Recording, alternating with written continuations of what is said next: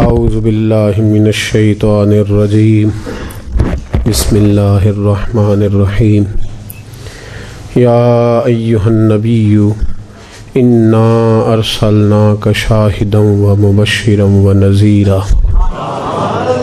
لتؤمنوا باللہ ورسولہ وتعزروہ وتوقروہ وتسبحوہ بکرۃ واصیلا صدق اللہ العظیم وصدق رسولہ النبی الکریم ان اللہ وملائکتہ یصلون علی النبی یا ایہا الذین آمنوا صلوا علیہ وسلموا تسلیما اللہم صلی علی سیدنا و مولانا محمد معدن الجود والکرم والہ وبارک وسلم۔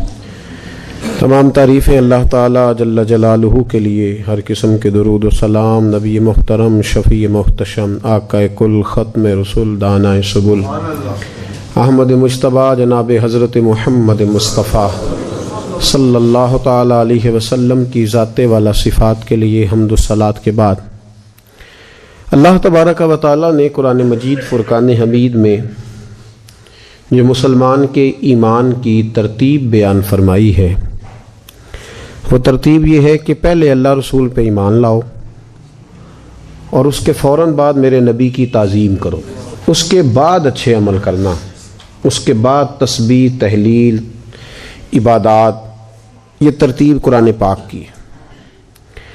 سورہ فتح کی جو آیات میں نے تلاوت کی، فرمایا یا ایھا النبی انا ارسلناک شاہدا ومبشرا ونذیرا، اے میرے حبیب سید عالم صلی اللہ علیہ وسلم، میں نے آپ کو شاہد بنا کے بھیجا ہے، خوشخبری دینے والا بنا کے بھیجا ہے اور ڈر سنانے والا بنا کے بھیجا ہے۔ یہ شانیں آپ کو اس لیے دی ہے لتؤمنوا باللہ ورسولہ، تاکہ یہ لوگ اللہ پہ بھی ایمان لے آئیں اور اللہ کے رسول پہ بھی ایمان لے آئیں، اور جب ایمان لے آئیں پھر کیا کریں؟ وتعزروہ وتوقروہ، پھر محبوب تیری تعظیم کریں اور پھر تیری توقیر کریں۔ تعظیم اور توقیر کا معنی حد درجہ ادب کریں میرے محبوب کا، تیری تعظیم اور توقیر کریں۔ اس کے بعد وتسبحوہ بکرۃ واصیلا، پھر صبح و شام اپنے رب کی پاکی بیان کریں۔ پہلے ایمان ہے، پھر تعظیم مصطفیٰ ہے، اس کے بعد عبادات کی باری۔ ہمارے یہاں لوگ ایمان کی بات بھی کرتے ہیں، پرہیزگاری کی بات بھی کرتے ہیں، اور اس دور کا سب سے بڑا فتنہ یہ ہے، سب سے بڑا، کہ تعظیم رسالت کے بارے میں لوگ کمزور پہلو لیتے، کمزور۔ ہر اس چیز کو متنازع بنایا جاتا ہے جس کا تعلق نبی پاک علیہ السلام کی ذات کے ساتھ ہوتا ہے۔ آپ علم غیب کی بات کریں تو لوگ تنازع کھڑا کر دیں گے، حاضر و ناظر کی بات کریں تو لوگ تنازع کھڑا کر دیں گے، آپ یا رسول اللہ کہنے کی بات کریں تو لوگ تنازع کھڑا کر دیں گے۔ اگر بات ہو جائے معراج مصطفیٰ صلی اللہ علیہ وسلم کی تو لوگ کہیں گے نہیں، وہ تو خواب میں ہوئی تھی، آپ کیوں منا رہے ہیں؟ وہی سارے کام جو سیرت کے جلسے میں ہوتے ہیں، تلاوت، نعت، تقریر، وہی کام اگر میلاد کی محفل میں ہو تو لوگ تنازع کھڑا کر دیں گے۔ اور اس درد کو آپ نے سمجھتے جانا ہے۔ کافر نہ تو مسجد بنانے پہ اعتراض کرتا ہے، نہ قرآن پاک کی تلاوت پر اعتراض کرتا ہے۔ وہ جب بھی کوئی بات کرتا ہے، جب بھی کوئی معاذ اللہ خاکے چھاپتا ہے، وہ رسول پاک کی چھاپ دیتا ہے۔ گڑبڑ جب بھی ہوتی ہے ذات رسالت کے بارے میں ہوتی ہے، اس لیے کہ اس دنیا میں معرفت الہی کا سب سے بڑا ذریعہ میرے نبی پاک کی ذات ہے۔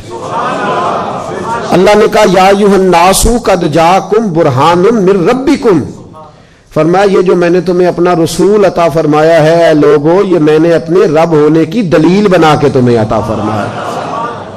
یہ کافر اچھی طرح جانتا ہے کہ جو نبی پاک تک پہنچ گیا وہ اللہ تک پہنچ گیا، جو حضور تک چلا گیا وہ رب کریم تک چلا گیا۔ صحابہ کرام نے عرض کیا تھا یا رسول اللہ صلی اللہ علیہ وسلم، رب سے ملنے کو بڑا دل کرتا ہے،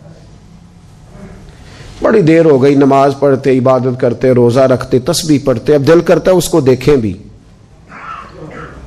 اس کو دیکھیں بھی۔ وَإِذَا سَأَلَكَ عِبَادِي أَنِّي فَإِنِّي قَرِيبٌ، تو رب کریم نے فرمایا محبوب جب میرے بندے تیرے پاس آ کے میرا پتہ پوچھیں تو ان سے کہہ دو میں قریب ہی ہوں۔ تو مفسرین فرماتے ہیں اس کا ترجمہ یہ ہے کہ معبود جب تیرے پاس آ گئے تو پھر اللہ کو دور رہ گیا ہے، پھر قریب ہوں میں ان کے. اور نبی پاک علیہ الصلوۃ والسلام سے جب صحابہ نے کہا کہ حضور رب کریم کو دیکھنا چاہتے ہیں تو فرمایا من رآنی، مجھے دیکھ لو. کیا کرو؟ مجھے دیکھ لو. من رآنی، مجھے دیکھ لو. جس نے مجھے دیکھا فقد رآی الحق، اس نے رب دیکھ لیا ہے. جس نے مجھے دیکھ لیا اس نے رب دیکھ لیا ہے. تو اب چونکہ معرفت الہی کا سب سے بڑا ذریعہ ہی نبی پاک کی ذات ہے، اس لیے لوگ تنازع کھڑا کرتے ہیں. تعظیم مصطفیٰ کے بارے میں لوگ رٹا ڈالتے ہیں. یہ مسئلہ بڑا نازک ہے. نبی پاک صلی اللہ علیہ وسلم کا امت سے رشتہ بھی نازک ہے اور امت کا اپنے نبی سے رشتہ بھی. لوگ اس نزاکت کو سمجھتے نہیں، لوگ ان نزاکتوں کو سمجھتے نہیں، اس لیے بے لاگ تبصرے کرتے ہیں، اپنی مرضی کی بات کرتے ہیں. لوگ چینل والے کیا کہہ رہے ہیں وہ بات شروع کر دیتے ہیں. کل اخبار میں کیا آیا لوگ اس پر بحث شروع کر دیتے ہیں. پھٹے پہ بیٹھے لوگوں سے کچھ سن کے آ گئے تو بحث شروع کر دیتے ہیں. آپ اس نزاکت کو سمجھے. کچھ رشتے ایسے ہی ہوتے ہیں، بس کام چل جاتا ہے. کچھ رشتے ایسے ہی ہوتے ہیں، گزارا ہو جاتا ہے. کچھ رشتے نازک ہوتے ہیں. ماں کا اپنے بچوں سے رشتہ نازک ہوتا ہے. بچہ کہتا میں نے روٹی نہیں کھانی، میرا نہیں دل کر رہا. اماں کہتی نہیں میرا بیٹا تو بتا تو کیا کھائے گا. کہتا نہیں امی میرا نہیں دل کر رہا. اچھا تو جیسے کہتے میں سیویاں نہ پکا دوں، تھوڑی سی سویاں نہ پک جائے. ابا قریب سے کہتا ہے چپ کر، آپ ہی بھوک لگے گی تو کھا لے گا. بھوک لگے گی تو کس چکر میں پڑ گئی ہے، چھوڑ کھا لے گا خود ہی. کہتی نہیں کوئی نہیں، میں نہیں تو بتا کیا تو نے کھانا ہے.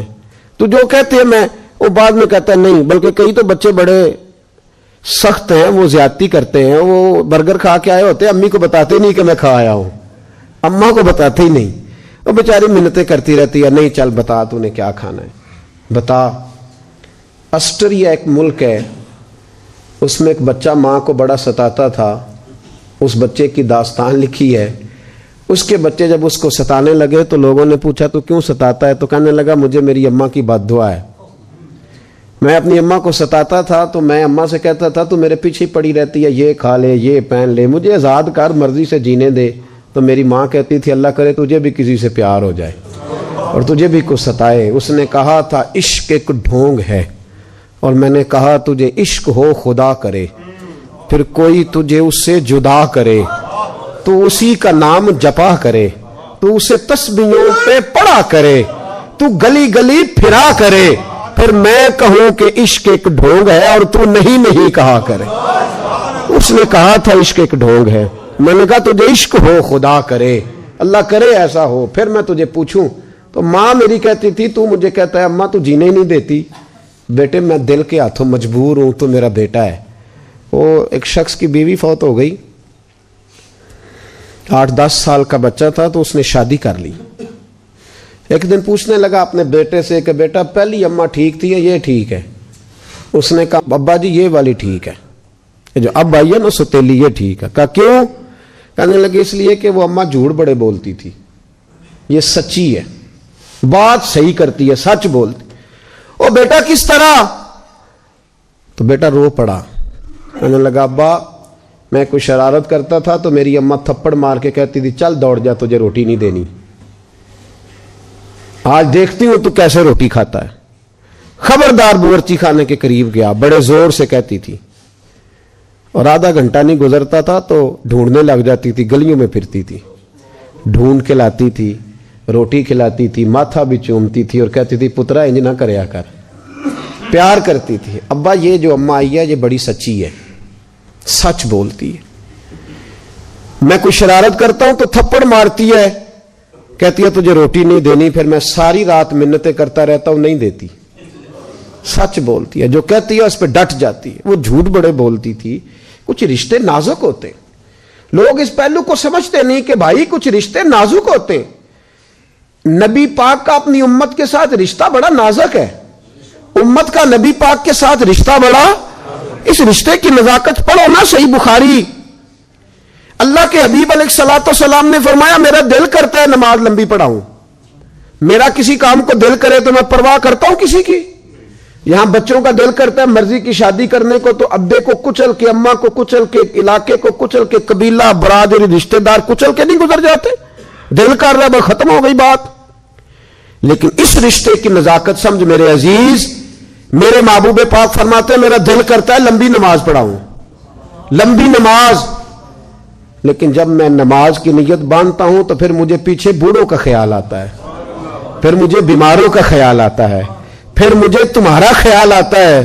او محبوبہ خدا کی نماز میں بھی امت کا خیال فرماتے ہو، اللہ کی نماز میں بھی امت کا خیال. گویا حضور فرما رہے ہیں تمہیں کیا پتا میرا تم سے رشتہ ہی بڑا نازک ہے. اس رشتے میں نزاکت دیکھیں نا. حضور نے فرمایا میرا دل کرتا تھا کہ تہجد کی نماز فرض کر دوں. میرا دل بولیے اگر میرا کرے تو آپ کا کرے تو.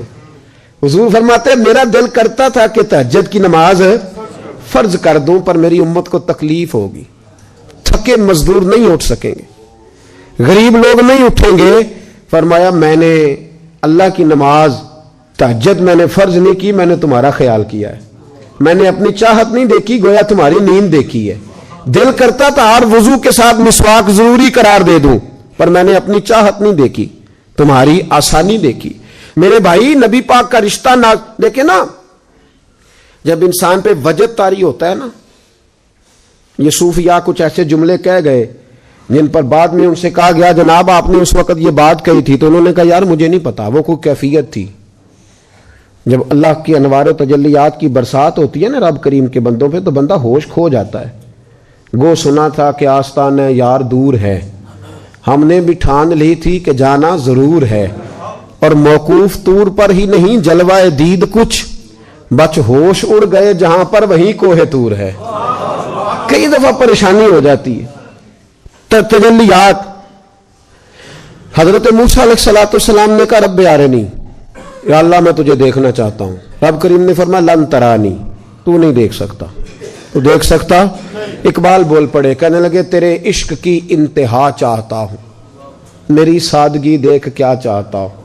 میرا ذرا سا تو دل ہے مگر شوق اتنا، میں بھی وہی لن ترانی سنا چاہتا ہوں.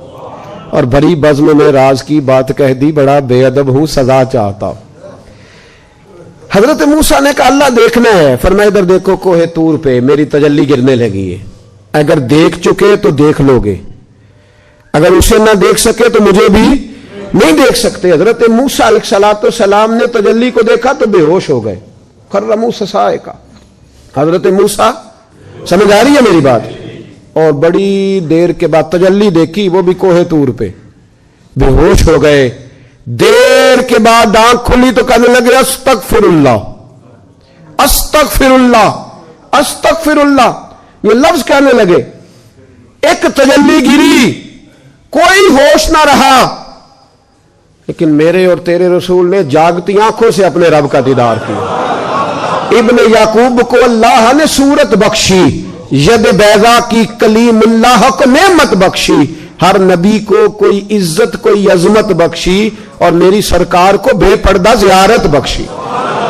نبی پاک صلی اللہ علیہ وسلم نے جاگتی آنکھوں تھے، ما زاغ البصر وما طغى، کھلی آنکھوں سے دیکھا.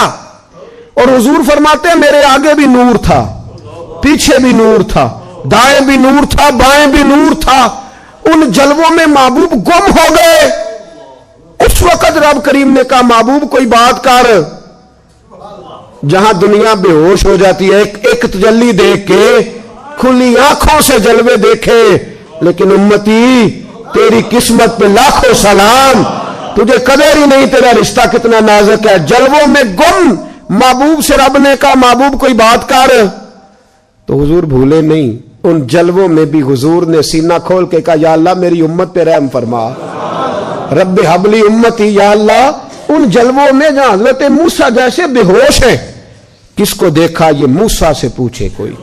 آنکھ والوں کی ہمت پہ لاکھوں سلام. آنکھ والوں کی ہمت پہ بولیے بولیے، آنکھ والوں کی ہمت پہ لاکھوں سلام. میرے نبی پاک یہ رشتہ نازک ہے. تحقیق آپ کر لیجئے گا. لیکن میں کوشش کرتا رہا ہوں کہ مجھے کہیں یہ فکرہ مل جائے، پر ملا نہیں۔ حضرت عیسیٰ کو پیار ہے نا اپنی امت سے، کبھی آپ نے سنا ہے کہ اپنی امت کی قبروں میں بھی آئیں گے؟ حضرت موسیٰ، جناب نوح علیہ السلام، حضرت ابراہیم، لیکن یہ بھی تیرے اور میرے نبی کا پیار ہے، یہ بھی تیرے اور میرے رسول کا پیار ہے۔ یہ تیرے پیار کرنے والے تجھے چھوڑ آئیں گے، جڑے کہندے سی مراں گے نال تیرے، اج انہاں بھی باریاں ماریاں نہیں۔ وہ باریاں کیڑیاں ہوندیاں؟ وہ جب سلیٹیں رکھتے ہیں نا اس طرح کر کے سلیٹیں، تو اس کے اندر چھوٹا چھوٹا سوراخ رہ جاتا ہے تو اس پہ روڑے رکھتے ہیں، اس کو شاعر نے باریاں کہا ہے۔ جڑے کہندے سی مراں گے نال تیرے، اج انہاں بھی باریاں ماریاں نہیں۔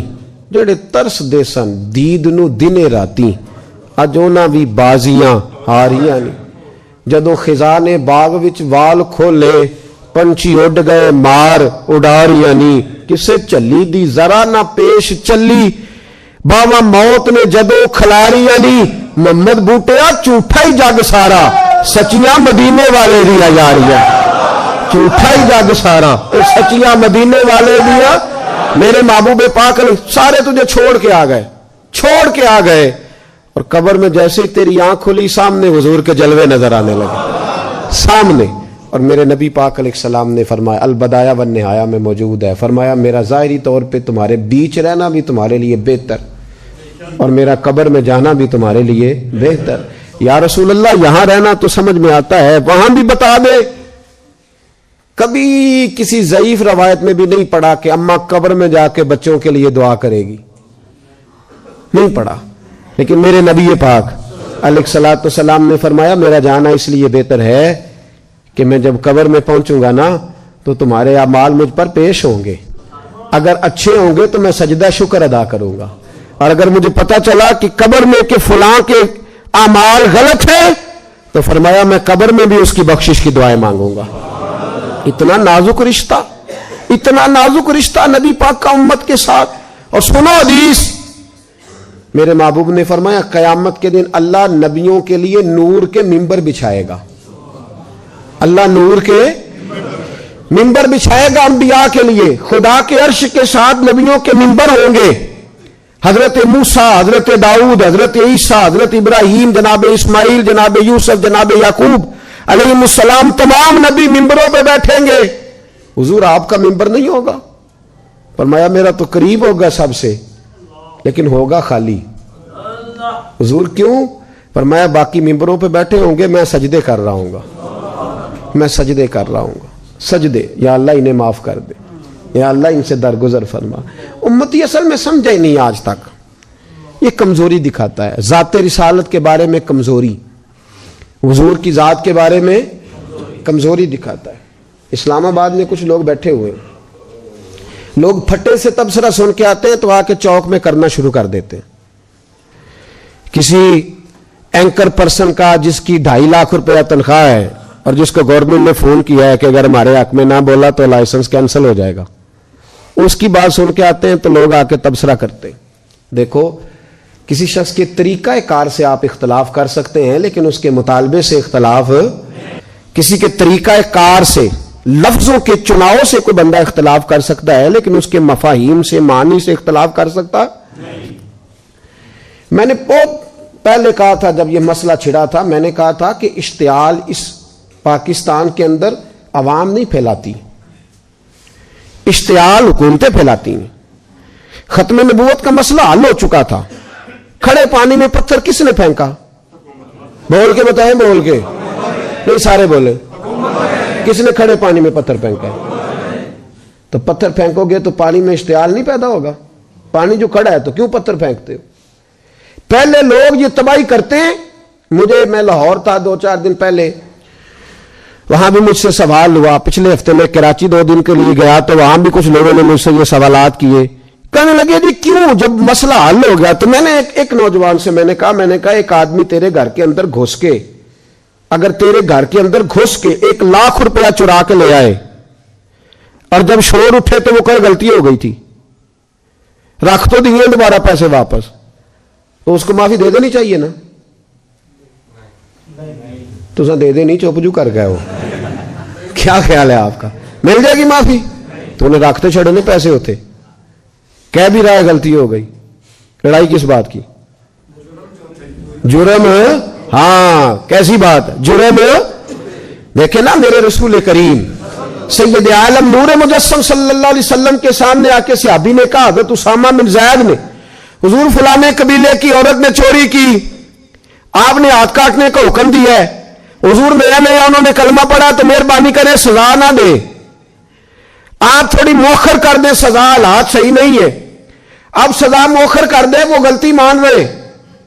تو نبی پاک صلی اللہ تعالی علیہ وسلم کے بڑے محبوب تھے حضرت اسامہ بن زید. حضور نے فرمایا اسامہ چپ کر جا, سزا بڑی ضروری ہے, اسے ملے گی. کہ حضور وہ میری سفارش ڈال رہے. فرمایا چپ کر, تو اس کی بات کرتا ہے, اگر میری بیٹی فاطمہ بنت محمد بھی چوری کرتی تو میں ہاتھ کاٹ دیتا. اگر فاطمہ کے لیے سزا موجود ہے, یہ دلیل دی میرے رسول پاک نے صلی اللہ. کام ہماری مست ہے, آپ ناراض نہ ہونا, پر مجھے شکوہ ہے کسی جگہ رات کو محفل میں ملا دو, لوگوں کو دقت ہوتی ہے, کہتے تجھے مولویاں سون نہیں دیتا ساری رات, لوگ اعتراض کرتے. میلاد کا جلوس نکلے تو غریب آدمی جاتا ہے جلوس میں, امیر تو جاتے ہی نہیں. لیکن کل الیکشن آ جائے, سب سے بڑا چودھری سب سے آگے ہوگا جلوس میں, سب سے بڑا زمیندار جاگیردار سب سے آگے ہو کے نعرے لگائے گا. اور شکوہ ہے مجھے آپ لوگوں سے, آپ لوگ سیاسی جلسوں میں جاتے ہیں, آپ فوٹویں کھچاتے, آپ پیسے جیبوں سے خرچ کرتے, جھوٹوں کے نعرے لگاتے ہیں, جھوٹوں کے جو تمہیں لوٹتے ہیں, تمہارا کھا جاتے ہیں, جو ظلم کرتے ہیں, غریب پر زیادتی کرتے ہیں, جھوٹوں کے نعرے لگاتے ہو. میلاد تو تم نے غریبوں کو دے دیا ہے. یہ جلوس تو طالب علم مرید ہمارے جو بیچارے ہماری بات مانتے ہیں, یہ تو غریبوں کے کھاتے رہ گیا ہے. یہاں کوئی سیاسی جماعت پڑاؤ ڈالتی تو لوگ چیختے ہوئے جاتے, تبصرے ہوتے, بیٹھ کے بیٹھتی, او اللہ سے ڈرو, یہ دیکھو وہ کیا کیا کیا کہہ رہے ہیں, کون سا عہدہ تم سے مانگ رہے ہیں, یہی کہہ رہے ہیں کہ وہ مجرم سامنے لاؤ جنہوں نے میرے نبی پاک کی شان میں یہ بات کی ہے. تو یہ غلط بات ہے. کیوں نہیں سزا دی گورنمنٹ نے, کیوں اس کو باہر نہیں نکالا؟ اور میں دلیل دیتا ہوں, ایک آدمی نے کراچی کے ایک لیڈر نے پاکستان مرد آباد کہا تھا, اس کا کھاتا مٹ نہیں گیا؟ بولے میں کراچی میں گاڑی کے شیشے کھول کھول کے دیکھتا رہا ہوں کہ ہر دیوار پہ اس کا نام لکھا ہوتا تھا. آج کدھر گیا؟ کیا کہا اس نے؟ پاکستان مرد آباد, یہی کہا نا اس نے. بولے نا یار, تو سزا ہوئی کہ نہیں؟ اس کا پتہ کٹا کہ نہیں ملک سے؟ تو جو پاکستان زندہ باد نہ کہے, اگر اس کا پتہ کٹ جاتا ہے تو جو تاجدار ختم نبوت زندہ باد نہ کہے, اس پر کیوں نہیں فتویٰ لگایا جاتا؟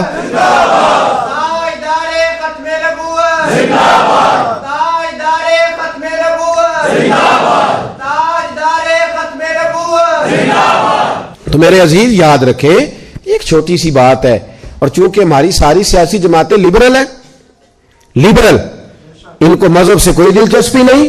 ہاں میں صحیح بات کہہ رہا ہوں.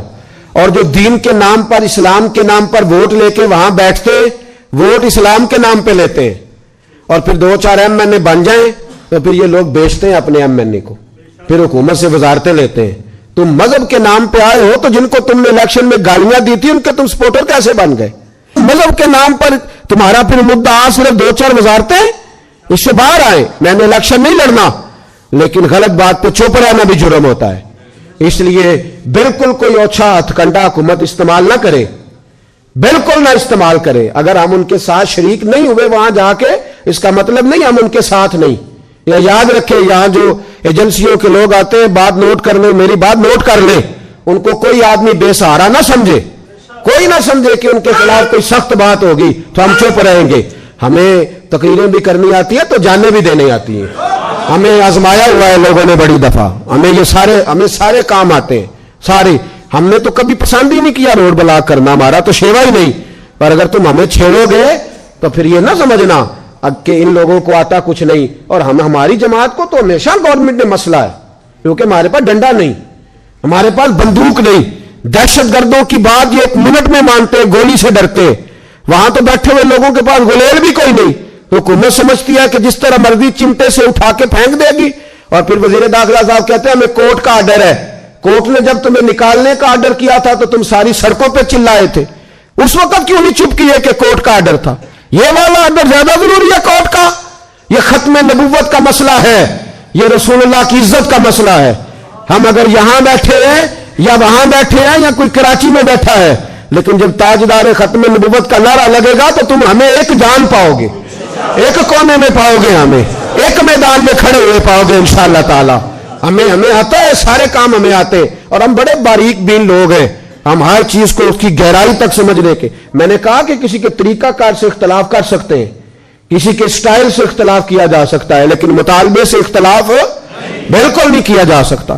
میں ہر جگہ پہ کہہ رہا ہوں اور یہاں بھی کہہ رہا ہوں, ہر فورم پہ کہہ رہا ہوں, اور ہمارا موقف بڑا واضح ہے اس موضوع پر, بڑا کلیئر ہے کہ جس بندے نے یہ زیادتی کی ہے اس کو سزا ہونی چاہیے, اس کو سزا ہونی چاہیے. اور کوئی غیر اخلاقی طریقہ نہیں, قانون کے مطابق سزا دیں.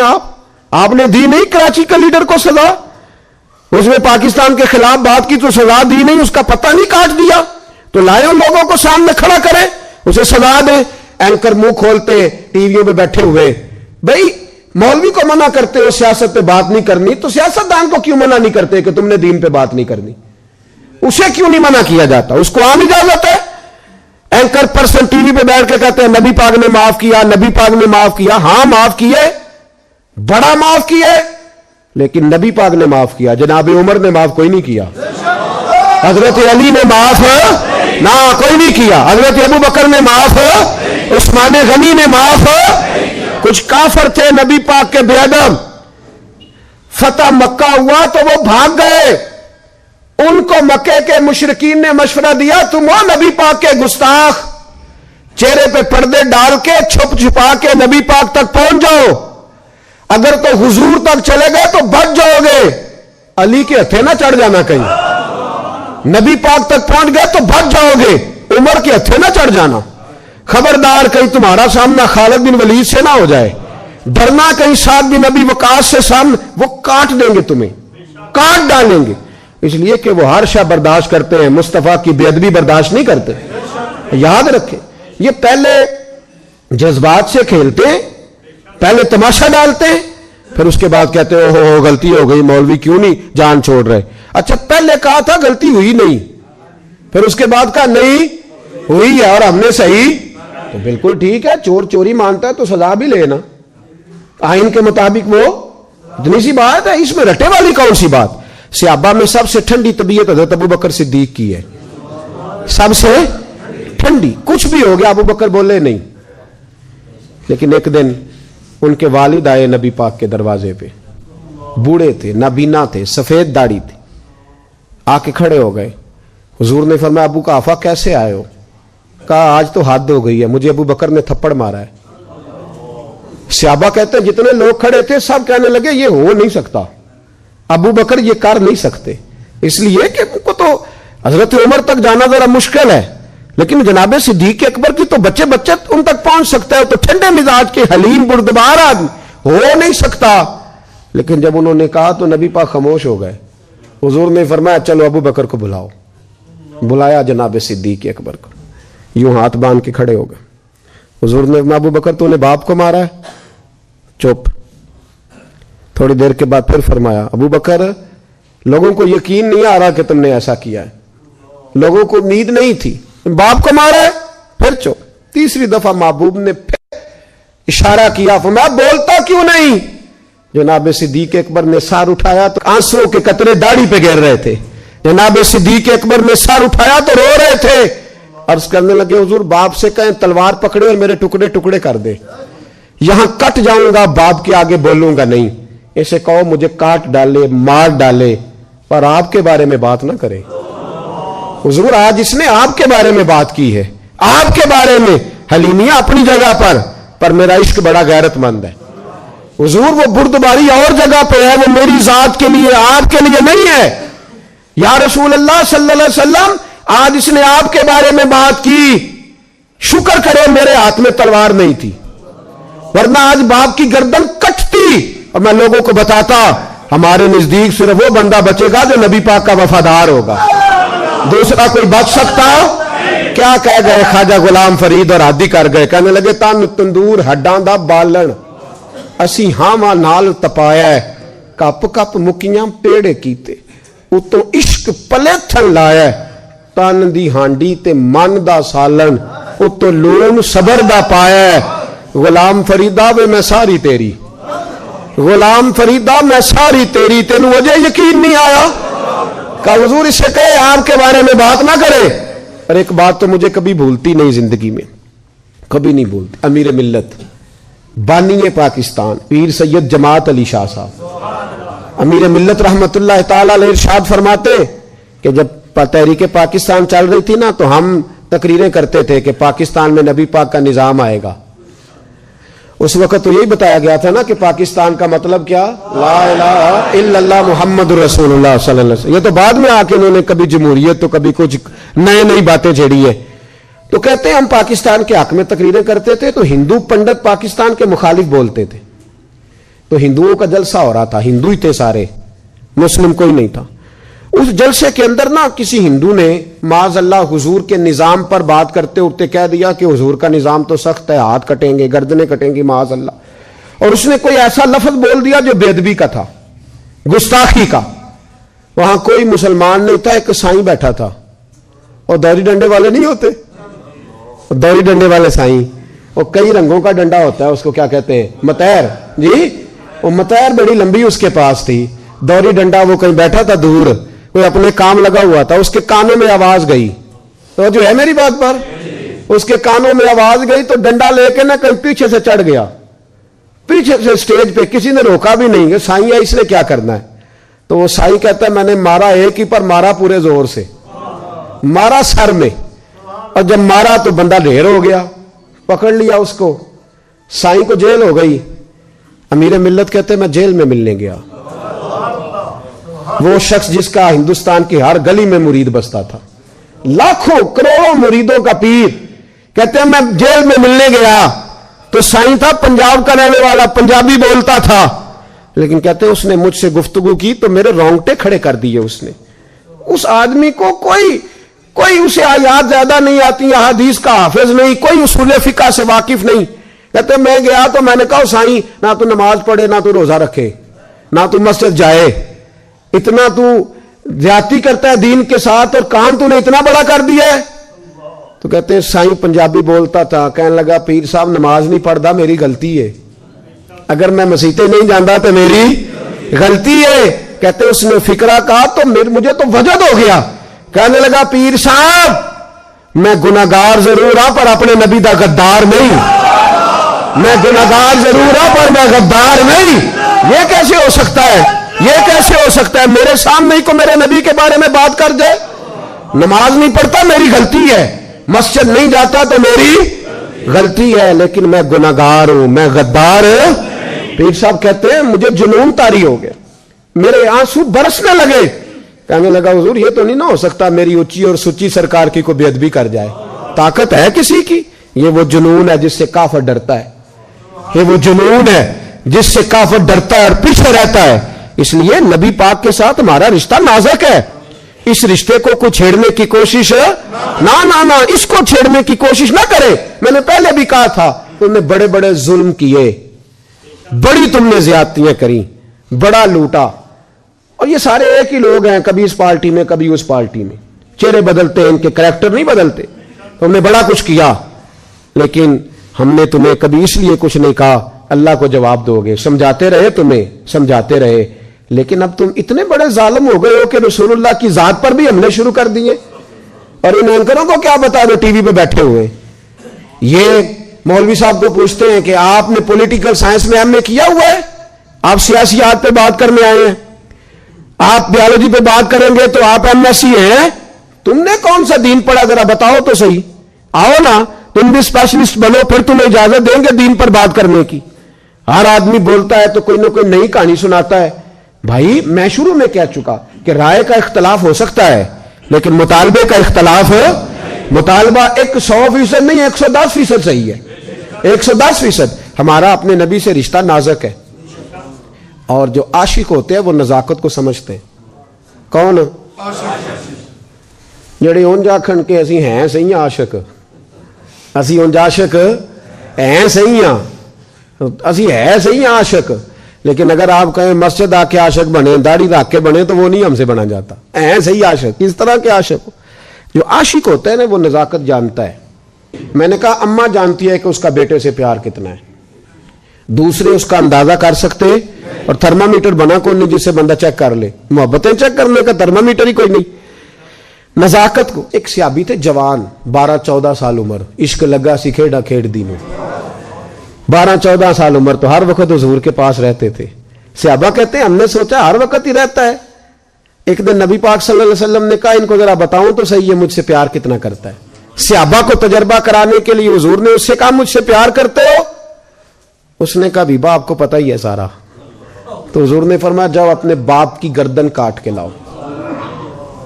اس کی اوکھا جے بابا کام, ہاں اپنے باپ کی گردن کاٹ کے لاؤ. 12-14 سال عمر, چھلانگ لگائی. مسجد نبوی کے دروازے پر مولا علی شیر خدا کھڑے تھے, ان کی گردن میں تیر کمان تلوار تھی, کھینچی تلوار, اور جب دوڑے نا جذبات میں تو حضور نے فرمایا اسے پکڑ لاؤ, اس نے سچ مچ کاٹ کے لے آنی ہے, لے آؤ پکڑ کے.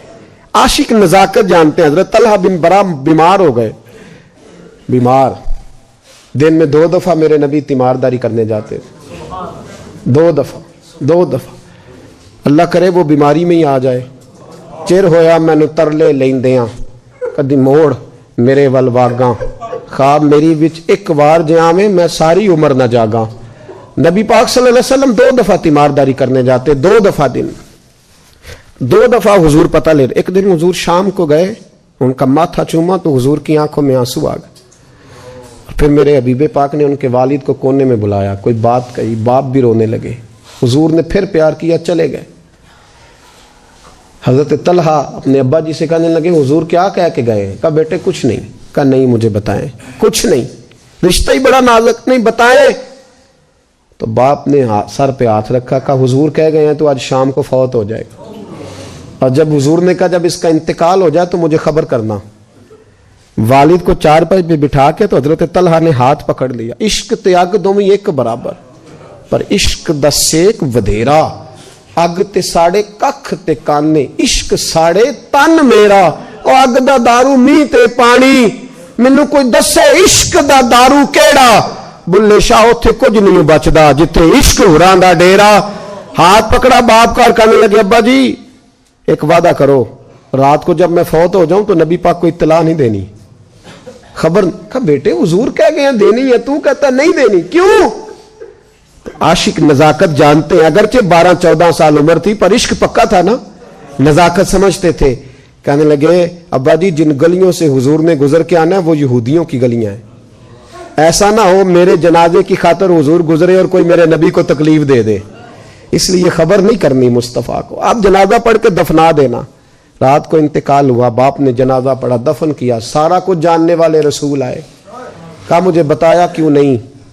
عرض کی محبوبہ, کہتا تھا حضور کو تکلیف نہیں دینی, میری ذات کی خاطر تکلیف نہ دینا, نہ کوئی یہودی تکلیف نہ پہنچا دے, گلیاں یہودیوں کی ہیں, قربان جائیں. ساری دنیا روضہ رسول پہ, اور میرے رسول نے فرمایا مجھے بتاؤ اس کی قبر کہاں ہے.